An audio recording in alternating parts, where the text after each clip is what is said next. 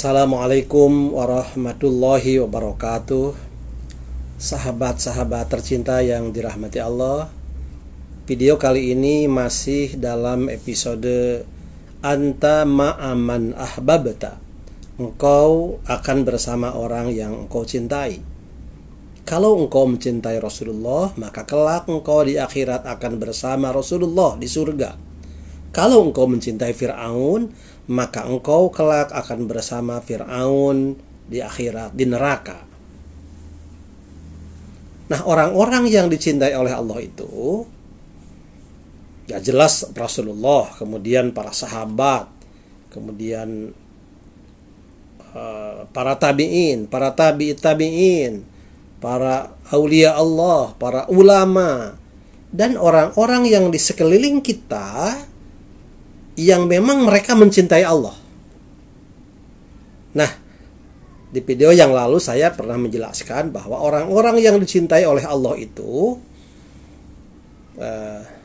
cukup banyak, dan salah satunya sudah dijelaskan. Pertama adalah al-muhsinin. Muhsinin, orang-orang yang senantiasa berbuat baik. Dan video kali ini saya akan menjelaskan bahwa orang-orang yang dicintai Allah itu, yang kedua adalah al-mutawakkilin. Innallaha yuhibbul mutawakkilin. Sesungguhnya Allah mencintai orang-orang yang bertawakal kepada Allah. Mencintai mereka berarti mencintai orang-orang yang mencintai Rasulullah. Maka mencintai orang-orang yang bertawakal kepada Allah, insya Allah akan bersama-sama dengan mereka, bersama Rasulullah di surga kelak. Karena itu cintailah para mutawakkilin dan berupayalah mencintai mutawakkilin itu dengan mewujudkan diri kita termasuk golongan orang-orang yang mutawakkil, orang-orang yang berserah diri kepada Allah. Pertanyaan selanjutnya, mutawakkilin itu apa? Siapa mutawakkilin itu? Mutawakkilun atau mutawakkilin adalah orang-orang yang bertawakal, orang-orang yang menyerahkan diri sepenuhnya kepada Allah.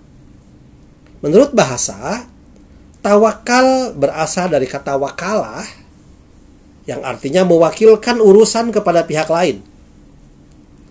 Pihak yang mendapat pelimpahan disebut wakil, dan yang melimpahkan disebut mutawakil atau mutakil.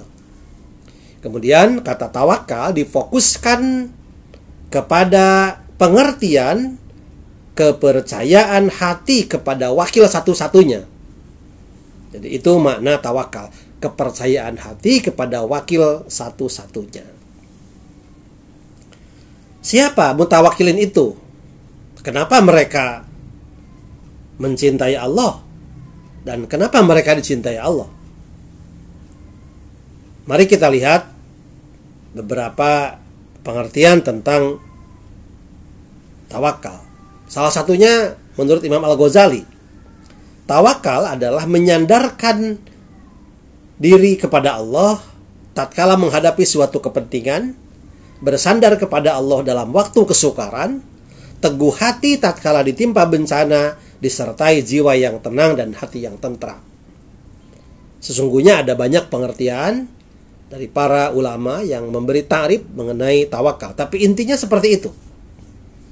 Intinya, orang yang bertawakal atau mutawakil adalah orang yang memberi kepercayaan kepada wakil satu-satunya, yakni dalam hal ini ketika bertawakal kepada Allah berarti memberi kepercayaan kepada Allah dalam semua urusan.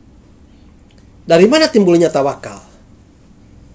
Ya tentu timbulnya tawakal dari kepercayaan, dari keimanan. Kalau umpamanya tawakal itu antar manusia, maka kita percaya kepada wakil karena memang ada sesuatu yang dapat dipercaya dari wakil itu.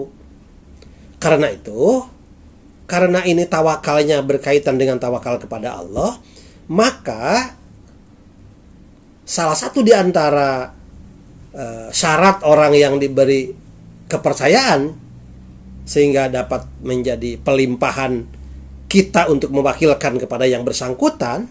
Dalam hal ini Allah Subhanahu wa taala karena memiliki persyaratan, bukan persyaratan ya, memiliki kriteria yang memang pantas kalau seandainya diberi kepercayaan oleh kita, oleh makhluk, oleh hamba kepada Allah Subhanahu wa taala.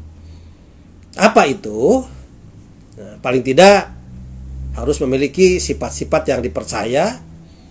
Ada 4. Yang pertama, karena diyakini yang paling benar. Jadi kalau kita bertawakal kepada Allah karena kita yakin bahwa Allah itu muntahal hidayah begitu. Muntahal hidayah itu diyakini bahwa Allah lah yang paling benar. Yang kedua, karena diyakini yang paling kuat. Muntahal quwah. Kita percaya kepada Allah, kita merasa lemah dan Allah lah yang maha kuat. Muntahal quwah. Dan yang ketiga, kita bertawakal kepada Allah karena diyakini Allah yang paling lancar dalam mengurus sesuatu. Muntahal fasohah. Kita kadang-kadang ribet, permasalahan yang harus kita hadapi ribet, maka kita percaya bahwa yang bisa membuat lancar semua urusan adalah Allah Subhanahu wa taala. Kita yakin bahwa Allah muntahal fasohah, maka kita mempercayakan kepada Allah, mewakilkan kepada Allah. Dan yang keempat, diyakini bahwa Allah itu maha perhatian dan penuh dengan kasih sayang. Karena itu kita percayakan kepada Allah Subhanahu wa taala, kita wakilkan kepada Allah. Kita serahkan kepada Allah. Karena Allah maha perhatian dan maha kasih sayang. Muntahas syafaqah gitu. Allah itu muntahas syafaqah. Sahabat-sahabat tercinta yang dirahmati Allah, di dalam bertawakal kepada Allah terdapat 3 tingkatan ketergantungan. Ada tingkatan-tingkatan ketergantungan. Ketergantungan dari satu pihak mutawakil kepada wakil. Ada tingkatannya. Yang pertama, ketergantungan seseorang kepada Allah atas perlindungan dan pemenuhan kebutuhannya, sebagaimana keterikatan seorang klien kepada pengacaranya. Ada yang tingkatannya seperti itu. Ada klien yang punya masalah, ingin diselesaikan secara hukum, kemudian ia menguasakan atau mewakilkan segala urusannya kepada pengacara. Maka silakan, karena sudah percaya kepada pengacara, pengacaralah yang menyelesaikan semua ini. Namun suatu saat ia bisa mencabut itu lagi, mencabut kepercayaan kepada pengacara itu. Karena apa? Karena mungkin ia melihat ada pengacara lain yang lebih dipercaya. Makanya ini tingkatan tawakal yang paling rendah. Naik kepada tingkatan tawakal yang level tengah, yakni ketergantungan seseorang kepada Allah seperti ketergantungan seorang bayi kepada ibunya.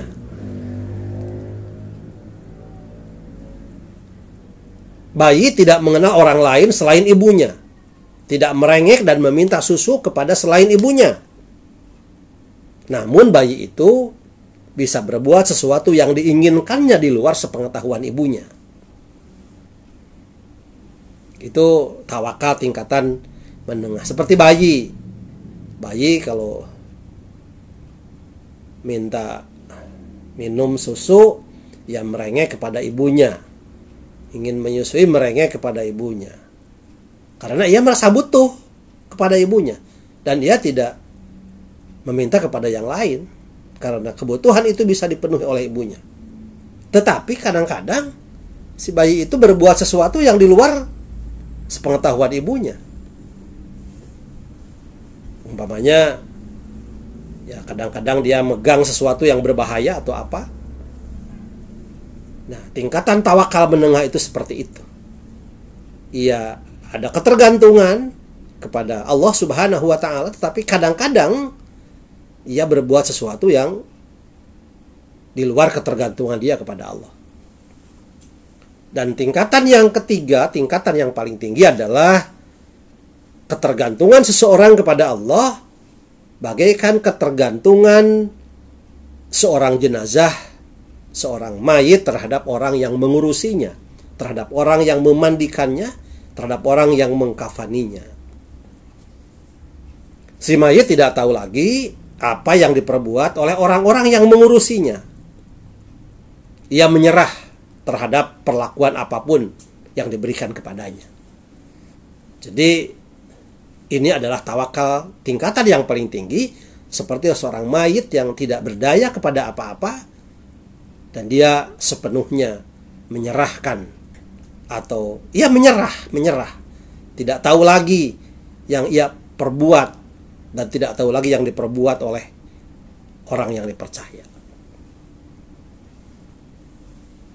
Sahabat-sahabat yang dirahmati Allah, orang yang bertawakal berarti orang itu menyerahkan sepenuhnya kepada Allah, tapi bukan tanpa usaha, bukan tanpa ikhtiar. Jadi tawakal itu tetap berkaitan dengan sebab dan akibat. Sehingga sikap tawakal akan mempengaruhi kepada 4 sikap. 4 sikap itu yang pertama, jalbu naf'il mafqud. Artinya menarik keuntungan yang hilang. Contoh orang yang berusaha, orang yang berdagang, orang yang berjual beli. Itu adalah bentuk ikhtiar, bentuk usaha, tetapi itu pun harus dibarengi dengan tawakal. Umpamanya menarik keuntungan yang hilang atau jalbun naf'il mafqud seperti dengan berusaha atau berdagang. Ia berusaha mencari keuntungan. Tetapi dalam berusaha mencari keuntungan, apakah dia semata-mata percaya bahwa untung itu hanya dapat diperoleh dengan cara berusaha? Nah, disitulah harus ada tawakal kepada Allah. Karena orang yang bertawakal kepada Allah, berdagang berusaha adalah ikhtiar, tetapi untung dan ruginya diserahkan kepada Allah Subhanahu wa taala. Yang menentukan seorang itu dapat untung, yang menentukan seorang itu rugi, pada akhirnya Allah Subhanahu wa taala. Yakini itu. Yang kedua, hifdzul maujud, yakni menjaga yang sudah ada, seperti menyimpan atau menabung. Sudah ada, tapi dijaga oleh kita. Sudah punya uang, dijaga oleh kita dengan cara disimpan, dengan cara ditabung, dengan cara disimpan di kotak, umpamanya, dan kotaknya dikunci. Kita punya barang-barang di rumah, rumahnya ditinggalkan oleh kita, keluar rumah, kemudian pintunya dikunci. Nah, itu dalam rangka hifdzul maujud, menjaga sesuatu yang sudah ada. Kita jaga itu, tapi dengan bertawakal kepada Allah. Serahkan sepenuhnya kepada Allah, titipkan kepada Allah. Dengan bahasa yang lebih lugas lagi, ya Allah, saya nitip rumah saya yang saya tinggalkan ini. Saya sudah berusaha untuk menguncinya, dan semua saya serahkan kepadamu, ya Allah. Itu hifdzul maujud. Yang ketiga, daf'ud darar lam yazal, menghindari bahaya yang belum tiba. Menghindari bahaya yang belum tiba. Contoh seperti ia tidak mengkonsumsi makanan-makanan yang berkolesterol tinggi. Penyakitnya belum tiba, tetapi ya karena berusaha untuk supaya tidak datang penyakit itu, penyakit kolesterol, maka ia tidak mengkonsumsi makanan-makanan yang berkolesterol tinggi. Itu adalah ikhtiar, itu adalah upaya, itu adalah usaha. Dan dalam ikhtiar itu kita menyerahkan kepada Allah Subhanahu wa taala. Sebab kalau kita yakin, banyak kenyataan menunjukkan orang yang memiliki pola hidup yang sehat tapi tetap aja dia sakit. Orang yang sembarang makan itu ini tapi ternyata dia sehat. Karena memang pada akhirnya segala sesuatu ditentukan oleh Allah Subhanahu wa taala. Tapi kita diperintahkan oleh Allah Subhanahu wa taala untuk berikhtiar. karena ikhtiarnya itu sendiri, terlepas dari ikhtiar itu berhasil atau tidak, itu menjadi amal ibadah karena ikhtiar diperintahkan oleh Allah Subhanahu wa taala. Dan yang keempat, izalatud darar qad nazal, menghilangkan bahaya yang sudah menimpa. Contoh umpamanya orang yang sudah sakit kemudian dia berobat. Agar penyakitnya hilang, ya berobat, ya datang ke dokter. Izalatud darar qad nazal. Itu adalah upaya, itu adalah ikhtiar supaya penyakitnya hilang dengan cara berobat. Tetapi pada saat ia berikhtiar berobat, kita harus bertawakal kepada Allah. Toh pada akhirnya Allah lah yang menentukan. Ada orang yang berobat sembuh, ada orang yang berobat ternyata tidak sembuh. Bahkan ada orang yang tidak berobat tapi sembuh dengan sendirinya. Artinya tentu kesembuhan itu dari Allah Subhanahu wa taala. Nah, itu adalah pengaruh dari sikap tawakal. 4, sekali lagi, jalbun naf'il mafqud, menarik keuntungan yang hilang. Yang kedua, khifdul mawjud, menjaga sesuatu yang sudah ada. Yang ketiga, daf'ud darar lam yazal, menghindari bahaya yang belum tiba. Yang keempat, izalatud darar qad nazal, menghilangkan bahaya yang sudah menimpa. Ada banyak ayat Al-Quran, ada banyak hadis Rasulullah Sallallahu Alaihi Wasallam terkait dengan tawakal. Di antaranya di dalam Al-Quran surat Ali Imran ayat 122. A'udzubillahi minasyaitonir rajim. Idhamma ta'ifatani minkum antabsala wallahu waliyuhuma wa 'alallahi falyatawakkalul mu'minun. Ketika dua golongan daripadamu ingin mundur karena takut, padahal Allah adalah penolong bagi golongan itu. Karena itu hendaklah kepada Allah saja orang-orang mukmin bertawakal. Nah, dua golongan itu yang dimaksud adalah Bani Salamah dengan Bani Harisa. Ia akan mundur karena takut. Itu karena ada pengaruh dari gembong munafik Abdullah bin Ubay. Padahal dua golongan itu Allah Subhanahu wa taala menolong mereka. Karena itu kata Allah, bertawakal saja kepadaku, wahai orang-orang yang beriman. Jangan takut. Gitu. Kemudian di dalam Quran surat At-Talaq ayat 2 dan 3, ayat 2-nya ujungnya mayyattaqillah yaj'al lahu makhraja. Barang siapa yang bertakwa kepada Allah, maka Allah akan memberi jalan keluar dari segala permasalahan yang dihadapinya. Wa yarzuqhu min haitsu la yahtasib, dan Allah akan memberi rizki dari arah yang tidak disangka-sangka. Wa may yatawakkal 'ala Allah fahuwa hasbuh. Dan barang siapa yang bertawakal kepada Allah, maka Allah akan mencukupkan keperluannya. Innallaha balighu amri, sesungguhnya Allah melaksanakan urusan sesuai dengan kehendaknya. Qad ja'alallahu likulli syai'in qadra, dan Allah telah menjadikan bagi segala sesuatu itu ada ukurannya. Jadi di sini ada kata wa may yatawakkal 'ala Allah fahuwa hasbuh. Barang siapa yang bertawakal kepada Allah, maka Allah akan mencukupkan keperluannya. Tawakal, serahkan sepenuhnya kepada Allah. Di dalam hadis Rasulullah SAW dari Ibnu Abbas, Nabi SAW bersabda, man sarrahu ayyakuna aqwan nas falyatawakkal 'ala Allah. Wa man sarrahu ayyakuna akraman nas falyattaqillah. Wa man sarrahu ayyakuna aghnan nas falyakum bima fi yadillah aw thaqu minhu bima fi yadih. Barang siapa yang ingin menjadi orang yang paling kuat, maka hendaknya ia bertawakal kepada Allah. Barang siapa yang ingin menjadi orang yang paling mulia, maka hendaknya ia bertakwa kepada Allah.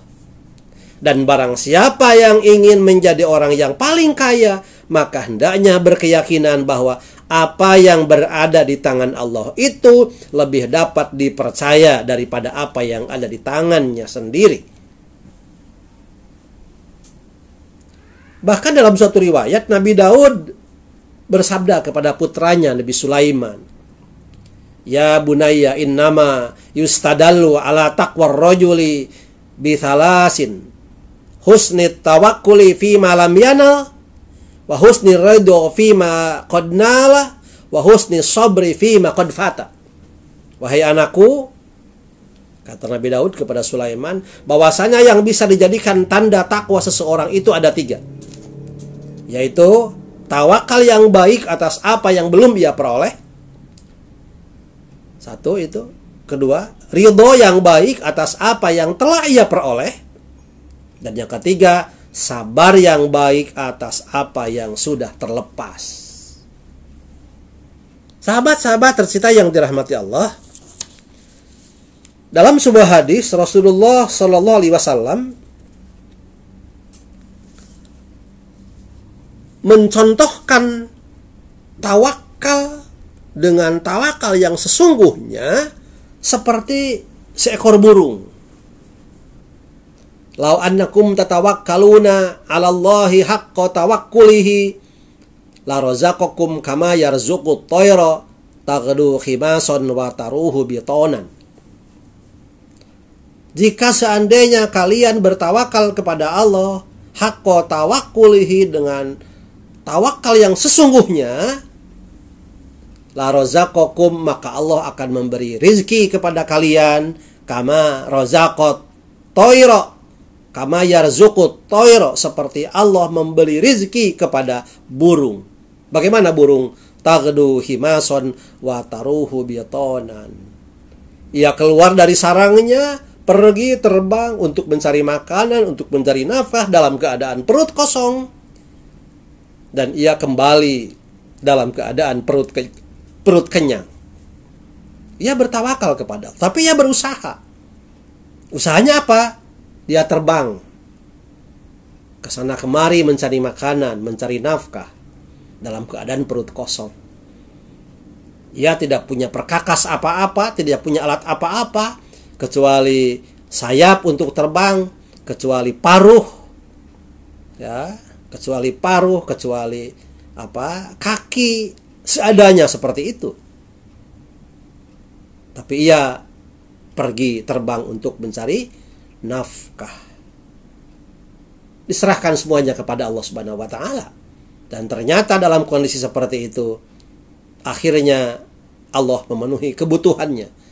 Makanan diberikan oleh Allah kepada burung tersebut, sehingga burung itu bisa kembali ke sarangnya dalam keadaan perutnya kenyang. Ada lagi hadis yang sering kita dengar terkait dengan tawakal yang berkaitan dengan upaya, dengan ikhtiar, dengan usaha. Dalam hadis dikatakan, qala rajulun lin Nabi sallallahu alaihi wasallam, ada seorang laki-laki yang berkata kepada Nabi sallallahu alaihi wasallam, ursilu naqati wa atawakkal. Ya Rasulullah, aku akan melepaskan untaku, lalu aku akan bertawakal. Qala, bagaimana kata Rasulullah? Rasulullah berkata, iqilha wa tawakkal. Yang artinya, ikatlah untamu itu, kemudian kamu harus bertawakal. Maka bertawakallah kepada Allah. Sekecil apapun usaha itu, upaya itu, sekemampuan kita. Sekemampuan kita. Ini ada sebuah postingan yang cukup baik terkait dengan tawakal. Karena konon katanya Nabi Ibrahim alaihissalam ketika dibakar oleh Raja Namrud, ia bertawakal kepada Allah, dan diriwayatkan Nabi Ibrahim mengucapkan kalimat hasbunallah wa ni'mal wakil. Cukuplah Allah yang menjadi wakil, cukuplah Allah yang sebaik-baik perlindungan. Hasbunallah wa ni'mal wakil, ni'mal maula wa ni'man nasir. Dan dalam Al-Quran surat Al-Imran 159, fa idza azamta fatawakkal 'ala Allah, innallaha yuhibbul mutawakkilin. Maka apabila kalian berazam, maka bertawakallah kepada Allah. Sesungguhnya Allah mencintai orang-orang yang bertawakal. Kemenangan harus diupayakan, bukan dengan berpangku tangan. Nabi Musa alaihissalam tetap diperintahkan berusaha, walau usahanya menurut nalar manusia suatu hal yang biasa, tiada artinya, yaitu memukulkan tongkat ke lautan. Allahu Akbar. Tatkala sisa usaha yang bisa ia lakukan diiringi dengan kesempurnaan tawakal, maka menghasilkan buah yang luar biasa di luar nalar manusia. Maryam alaihissalam yang sedang lapar dan dalam kondisi lemah karena baru saja melahirkan, diperintahkan untuk berusaha mendapatkan makanan, yaitu menggoyangkan batang pohon kurma. Hasilnya sungguh luar biasa. Walau dengan sisa-sisa tenaganya yang lemah, buah-buah kurma masak yang segar berjatuhan di hadapan Maryam. Padahal kalau dipikir, Allah Ta'ala kuasa untuk membelah lautan dan menjatuhkan buah kurma tanpa perlu memerintahkan mereka berdua untuk menjalani usaha yang secara tradisi sangat kecil nilainya. Demikian pula dengan Nabi Muhammad SAW ketika berhijrah. Sejatinya Allah kuasa menyelamatkan beliau tanpa harus bersembunyi di dalam gua yang sempit dan kecil. Namun itulah sunatullah. Beliau harus memberi keteladanan bahwa tawakal bukan berarti berpangku tangan, namun tetap menjalankan usaha, bahkan sisa-sisa usaha yang masih bisa dilakukan. Dan selanjutnya percayakan hasilnya kepada Allah Ta'ala yang Maha Kuasa. Bertawakallah kepadanya. Selain Rasulullah, selain Nabi, orang-orang soleh, para syuhada, para solihin, para siddiqin, banyak orang yang bertawakal. Para ulama di sekeliling kita, banyak orang yang perilakunya perilaku mutawakkilin, orang-orang yang bertawakal kepada Allah. Cintai mereka dengan cara kita pun berusaha untuk mewujudkan dalam perilaku kita, sifat kita, hati kita, untuk senantiasa berusaha, berupaya sambil sepenuhnya menyerahkan hasilnya kepada Allah Subhanahu wa Ta'ala. Insya Allah orang-orang seperti itu akan dicintai oleh Allah, dan apabila kita mencintai mereka, maka kita akan bersama-sama dengan mereka dalam naungan kasih sayang Allah, dalam cinta Allah, akan bersama-sama dengan Rasulullah nanti di surga Allah Subhanahu wa Ta'ala. Berusahalah dan bertawakallah kepada Allah dengan sepenuh usaha dan sepenuh tawakal kepada Allah Subhanahu wa Ta'ala. Demikian yang dapat saya sampaikan. Mohon maaf. Terima kasih. Insya Allah episode yang lain akan saya bahas terkait dengan anta ma'aman ahbabta. Engkau akan bersama orang-orang yang engkau cintai. Engkau mencintai mereka karena Allah, maka akan bersama dengan mereka di surga Allah Subhanahu wa Ta'ala. Terima kasih. Mohon maaf. Wabillahi taufiq wal hidayah. Wallahul muwaffiq ila aqwamit thoriq. Wassalamualaikum warahmatullahi wabarakatuh.